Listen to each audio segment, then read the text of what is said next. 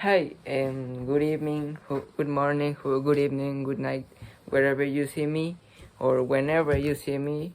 Welcome. I'm Santiago Torres, and today I'm going to read to you Conan, the Barbarians.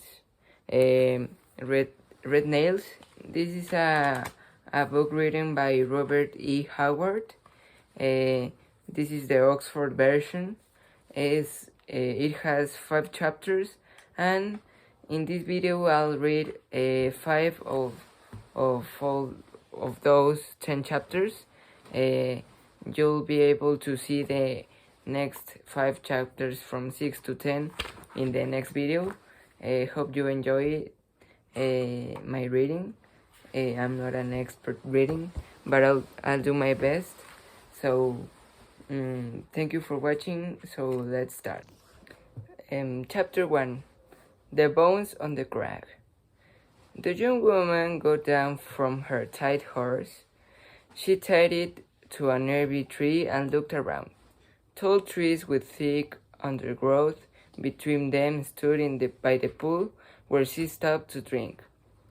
She was a tall, strong figure wearing brown boots, red breeches, and a red belt, and a white shirt.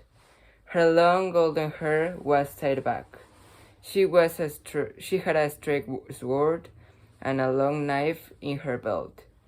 She was Valeria, one of the most famous red pirates from the coast, and her eyes were the color of the sea. Turning, she walked beyond the pool to the east. The silent forest made her uncomfortable. No birds sang in the trees, no small forests animals moved in the undergrowth. Nothing broke the heavy and unnatural stillness around her. She was hungry now, so she looked for some fruit to eat. Suddenly, she saw a large hill of gray rock before her. Its sides narrowed as they went up, and its top went above the tree's branches. Maybe up there I can see what lies beyond the forest, she thought. So she climbed up the crag. Soon she stood on a wide stone ledge, as high as the tallest tree. A thin finger of rock went up from this into the sky. Just then, the toe of her boot hit something hard under the dry leaves on the ledge. She moved these to one side and found the widened bones of a man underneath. She looked at these carefully. He had died a natural, not violent death, she decided. But why did he come up here to die? She wondered. She climbed up She climbed up the finger of rock and looked around her. To the north, she saw hills at the furthest edge of the forest. She had crossed those, escaping from the town of Sokmet. To the west and the east, there were only trees as far as she could see. But southward, she saw something surprising. There the green forest ended in a white-yellow desert, full of cactus plants, and in this desert there was a great walled city. It's strange to find a large city so far from the nearest town, thought Valeria.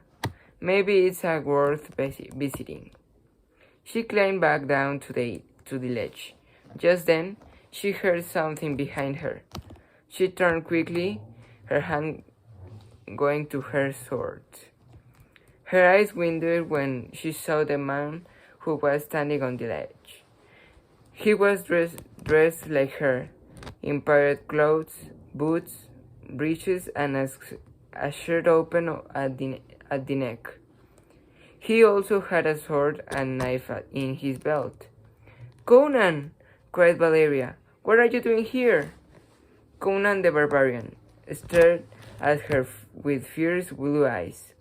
"I thought you guessed how I felt about in Sakmet." "I noticed," she replied coolly. "So you came after me?" Yes, answered Conan. The chief of the Stygian army went crazy when he heard you'd kill one of his officers. Suddenly, you were an enemy, and he sent his men after you. What could I do? The men attacked me. Said he wanted me as his wife. I wasn't interested, so I used my knife and ran. It was good that you left quickly, Conan said. The man's brother came after you to kill you. And, asked Valeria, I killed him and left his body for the wild animals. That stopped me for a while, and I nearly lost you. But here I am, ready to take me back to Sekhmet, Valeria said coldly. No, Conan answered. I'm bored with army life. Very good. You prefer to be a poor traveler, Valeria smiled. I'm a pirate like you. Money comes and goes easily for us. Coming south was clever, went on Conan.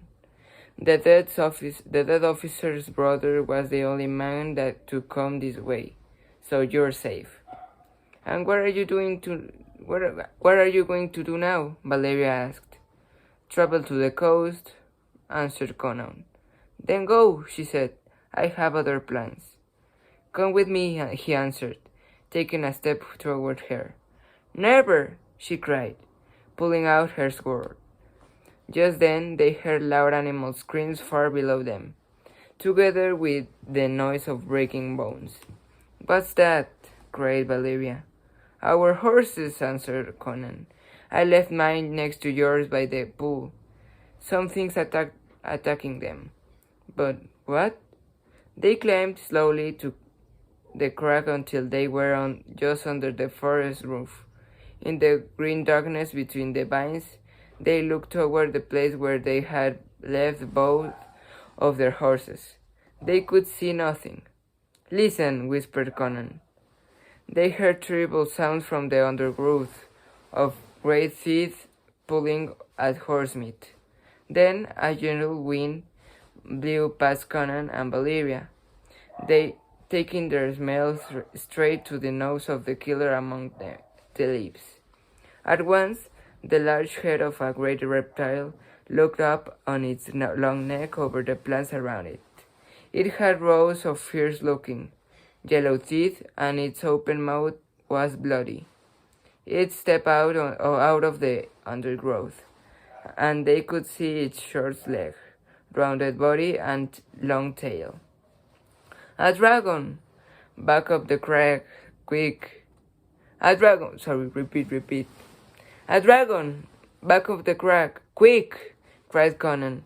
I don't think it can climb, but maybe it can stand on its back legs.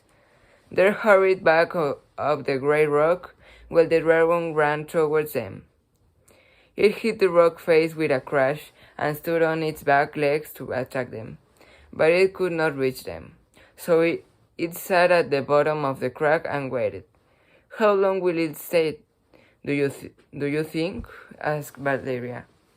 Conan put the toe on his boot to the bones of the man lying on the ledge. Well, this man climbed up to escape from the dragon, and it never left the bottom of the crack until he died. Can we move across to a tree and escape that way? Asked Valeria. The branches around us aren't thick enough, and the dragon could push down a tree easily, answered Conan. But can we climb down when it goes to eat or drink? It's just eaten and drunk blood. It won't be hungry or thirsty for some time now. Then let's die fighting, said Valeria. It was hard as a fighter to sit waiting calmly for death. No, its skin is too thick for our swords. And why die for nothing, said Conan. We'll find a way out of this, I'm sure. It's lucky for us that it's not a flying fire dragon.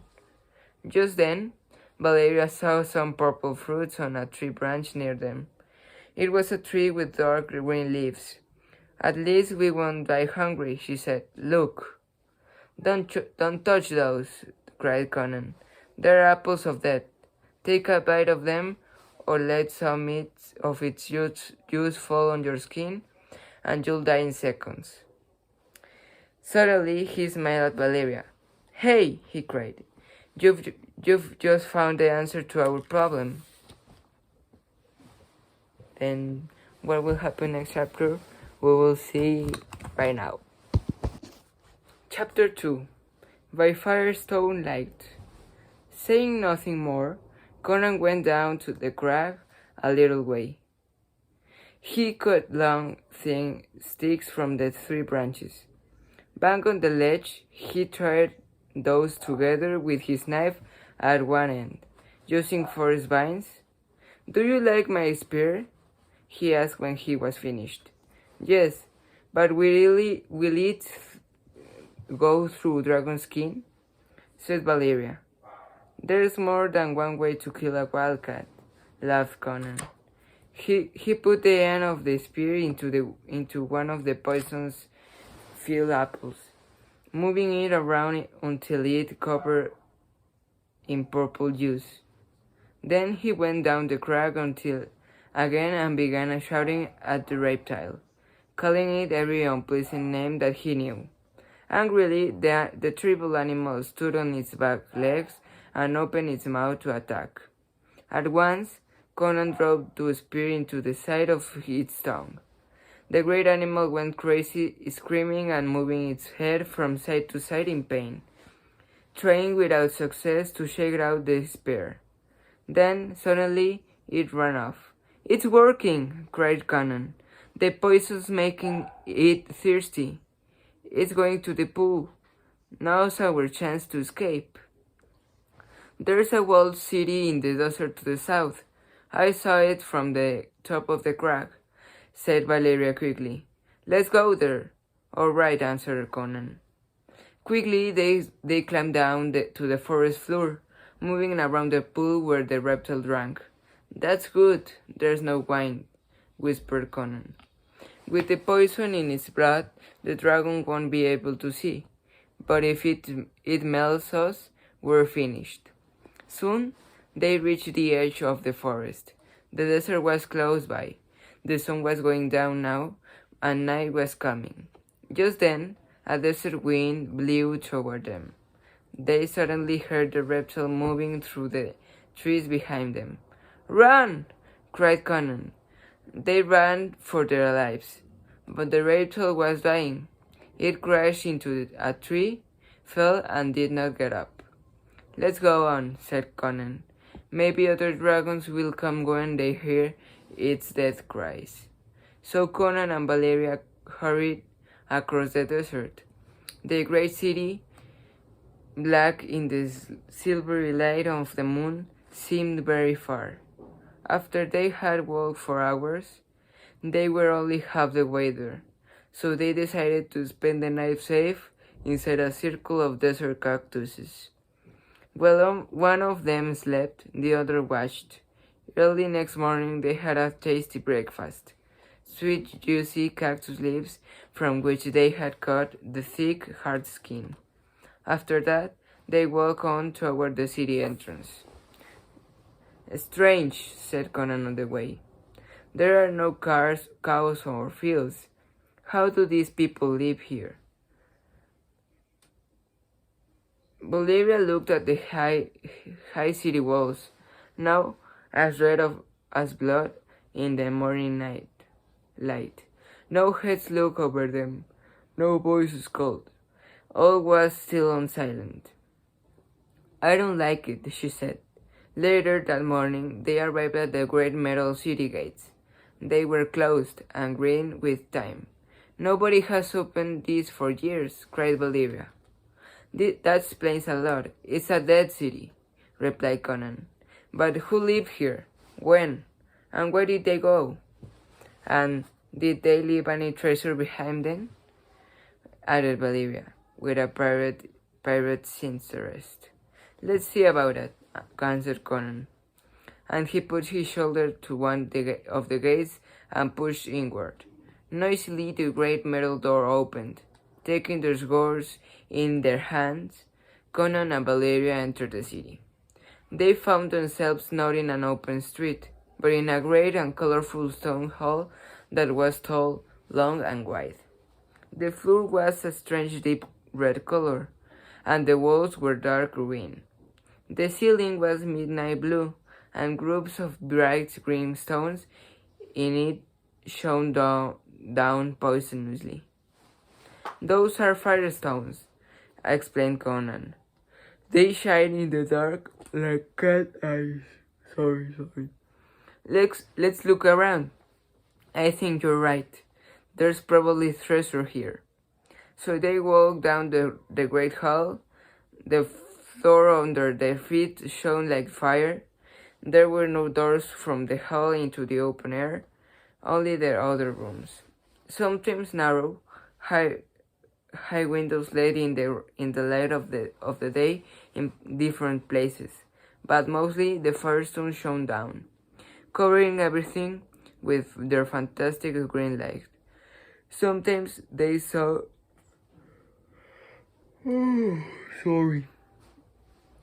Sometimes they saw white stone tables and chairs, or rich red carpets in the room.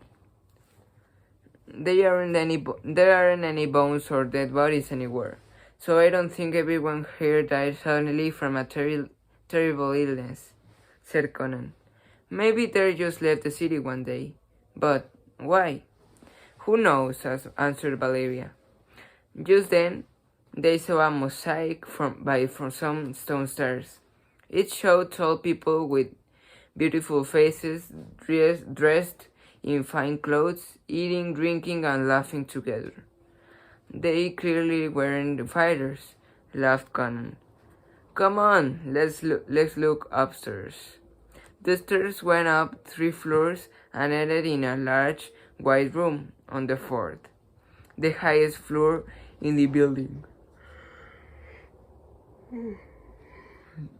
On one side, there was a door to a long gallery with a narrow hall below it. On the other side were more rooms. Valeria sat down on a green stone seat.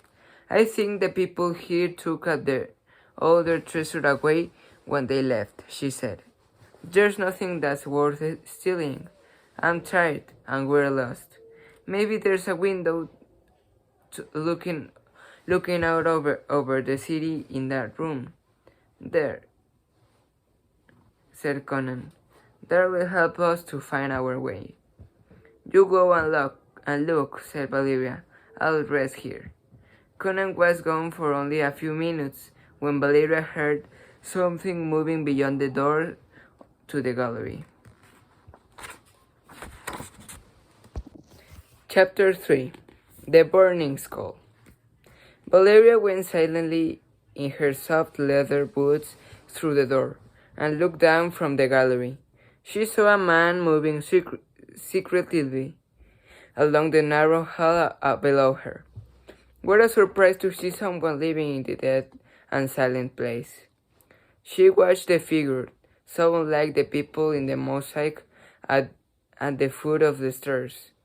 He was white-looking, thin and short, with long dirty black hair. He wore a leather belt round his middle and a short leather skirt.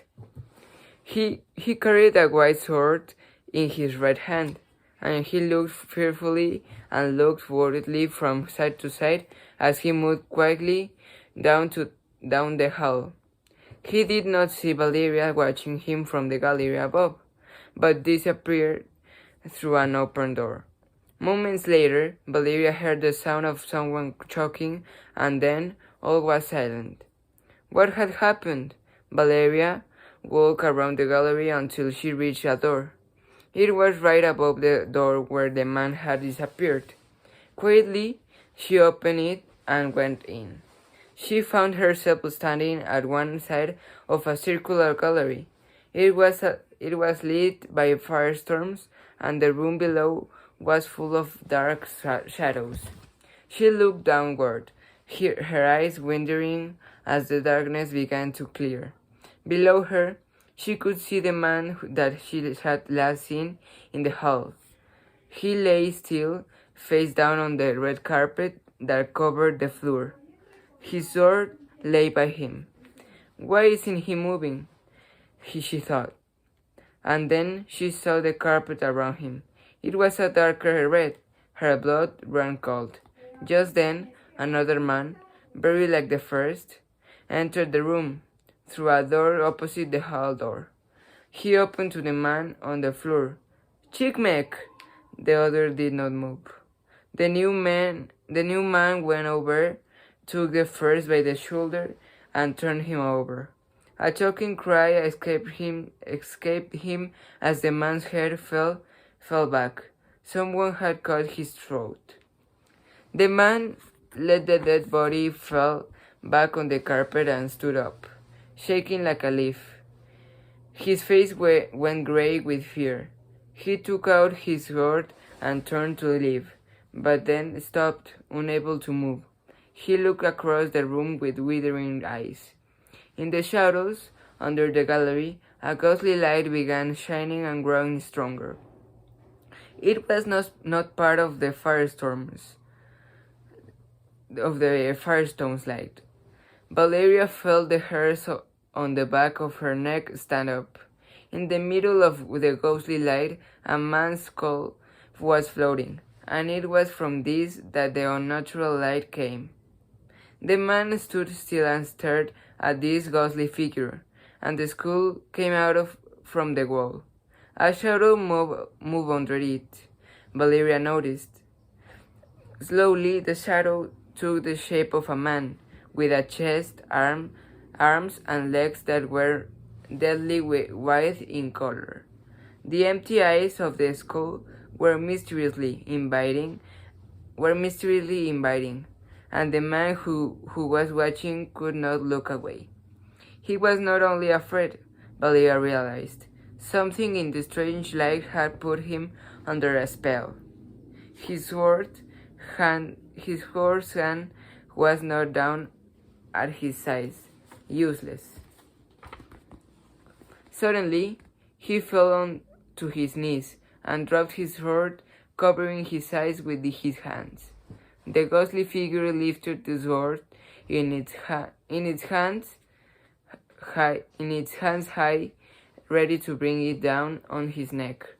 Like a wild cat, Valeria jumped down from the gallery. She landed on the carpet, sword in hand, behind the ghostly shape. The figure turned toward her, but she was too quick for it. She drove the sword fiercely into its body. It was a living man, she realized, not a ghost.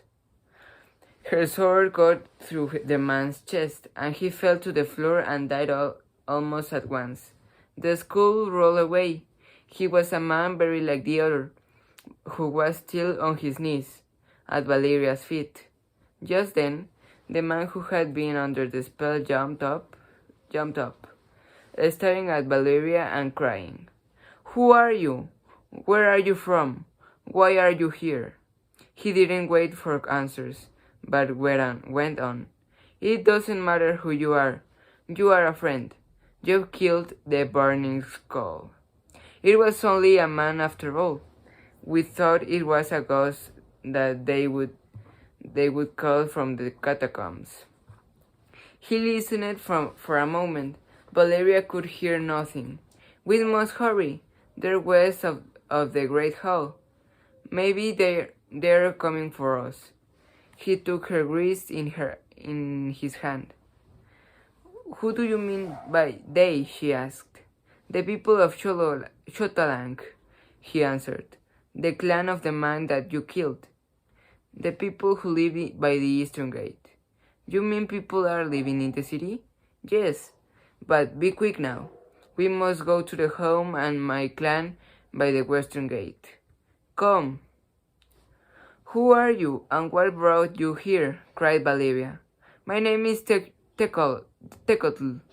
I came with my friend Jikmek to attack those from Shotolang, but I lost him, and when I found him here, his throat was cut.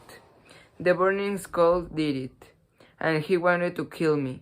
Kill me too, before you saved me.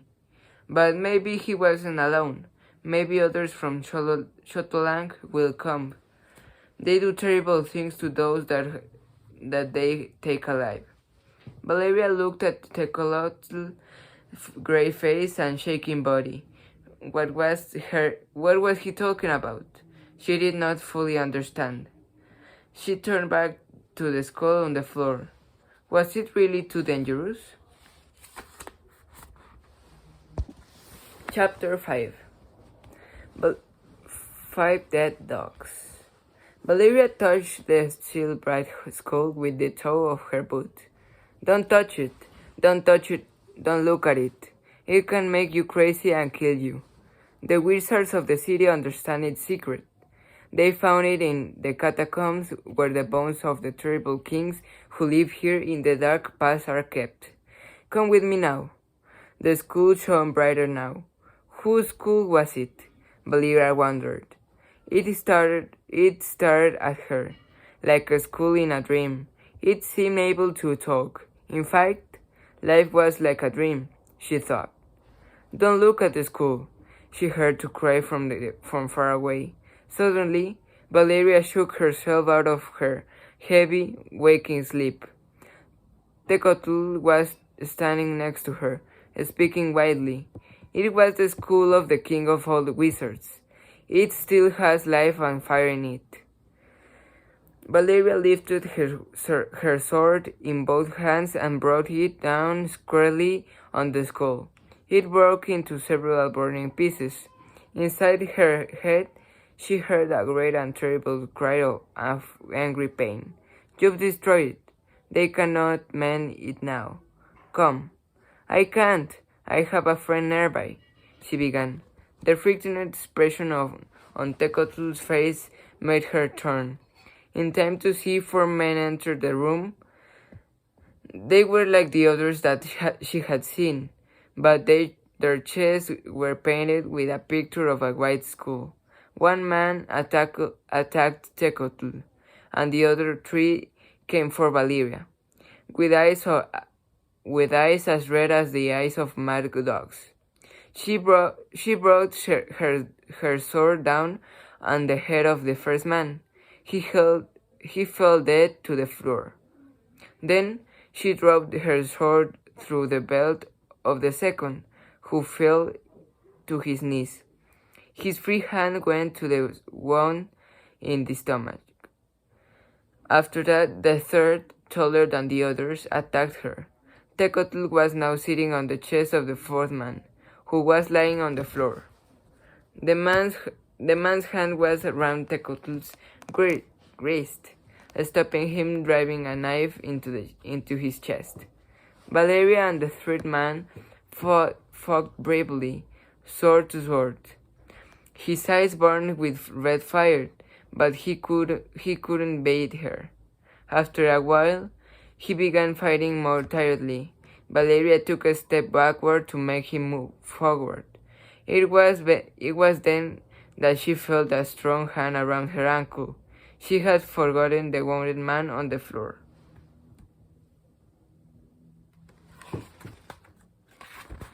The tall man in front of her started to fight more fiercely now, and the man at her feet began biting at her legs like a wild animal.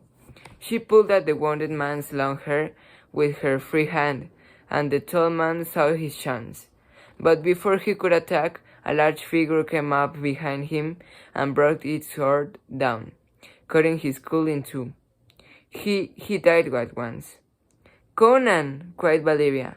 Then she turned to the man at her feet and cut off his head with her sword. His body fell back lifeless. Tecotl drove his knife into his enemy's chest, killing him immediately. "What's happening?" asked Conan. "When I went back to your seat, you were gone. I come as soon as I heard the sound of fighting." So the city has people in it after all. I see. 5 dead dogs, cried Tecotl. 5 red nails for the black pillar. I thank the gods.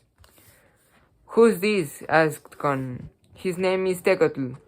His clan lives at the western end of the city, and the clan of these other men live at the eastern end. Let's go with him. He seems friendly, and the others don't, said Valeria. Come, said Tecotl. My friend, the Tecuhtli will come with you. Will welcome you. So Conan and Valeria follow him through room after room. Why don't we travel through the streets? Asked Valeria. As a pirate, she usually preferred fighting outside in the open air to fighting inside a closed building. There are no streets in the city of Huchotl, Tecotl answered. No squares open to the sky. The whole city is like a great palace under one roof. The nearest thing to a street is the great hall that crosses the city from the north gate to the south gate.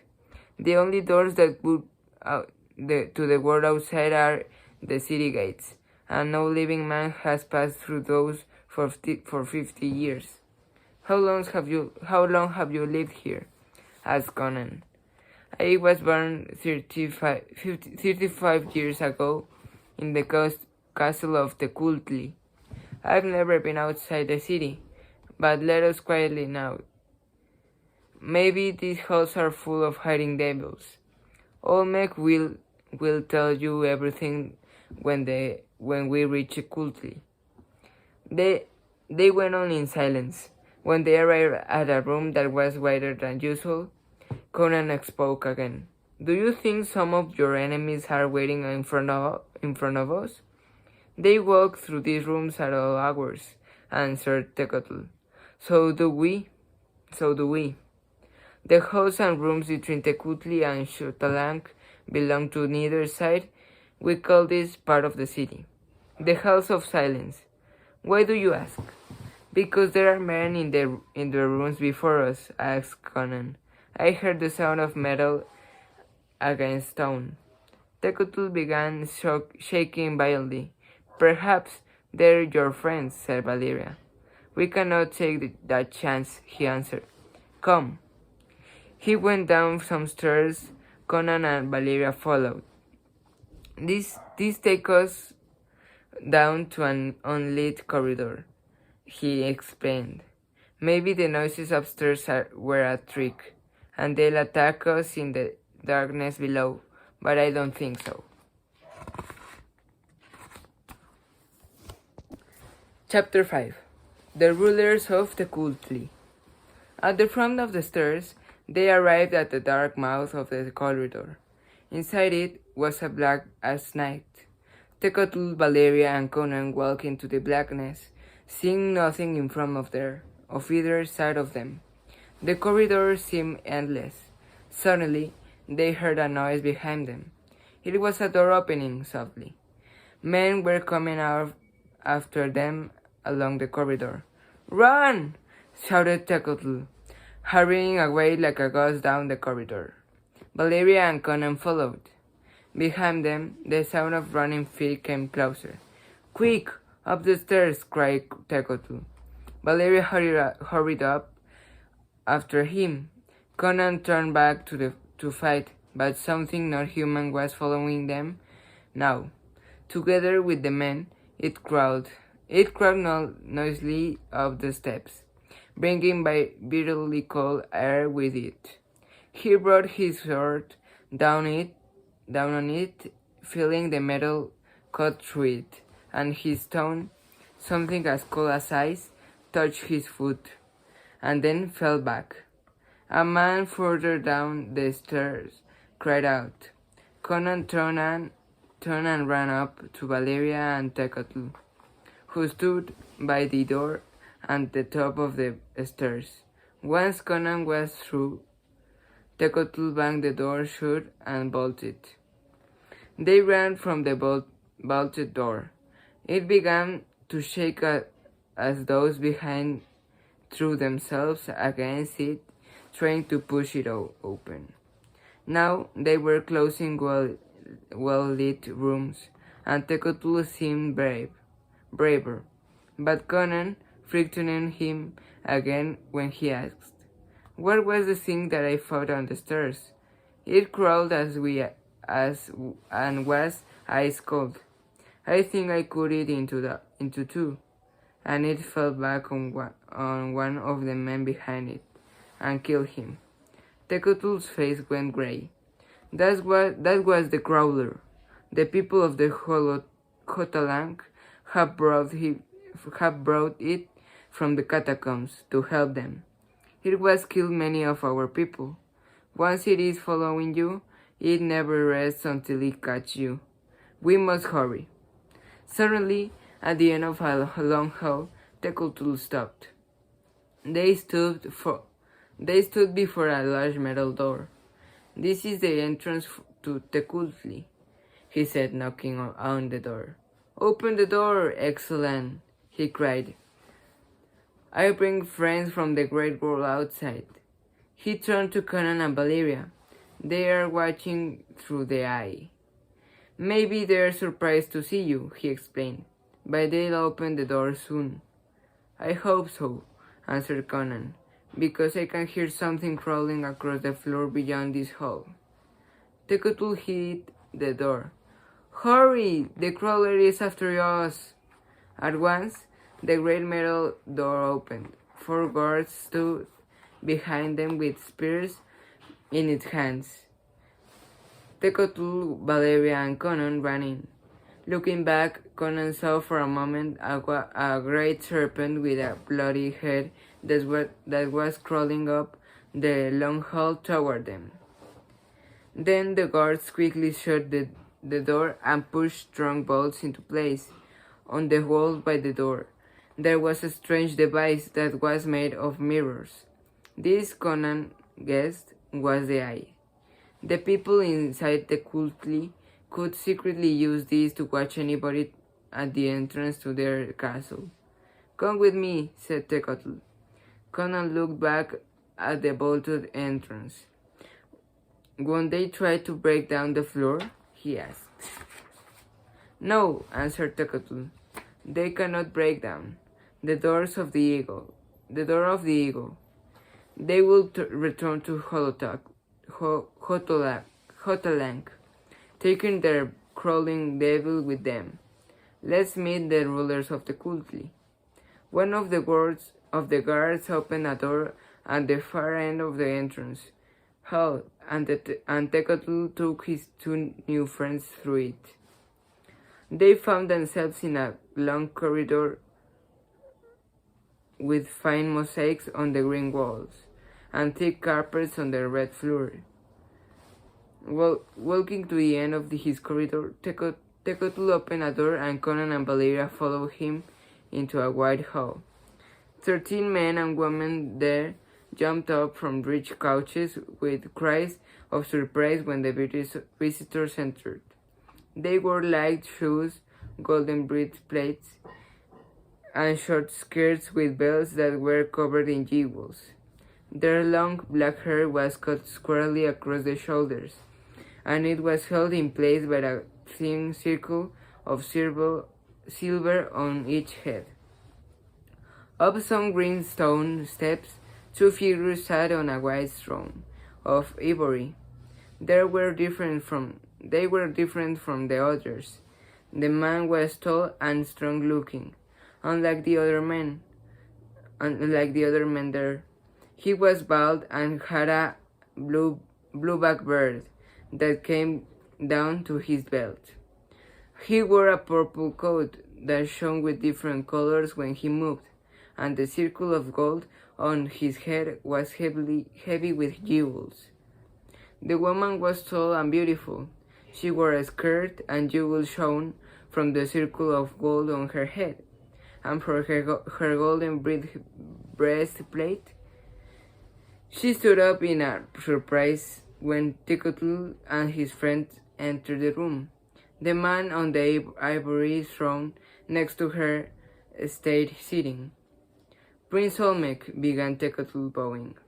I bring 2 friends from outside the city. They killed the burning skull. The burning skull? Cried the people of the Kultli. It was only a man from Hotalank, with white body paint and the wizard's skull on his head, went on Tecotl. But this woman killed him and broke the skull.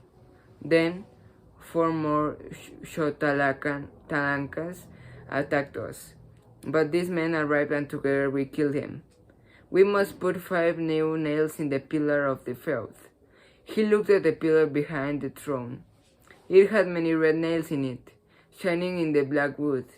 All men turned and stared down at Conan and Valeria.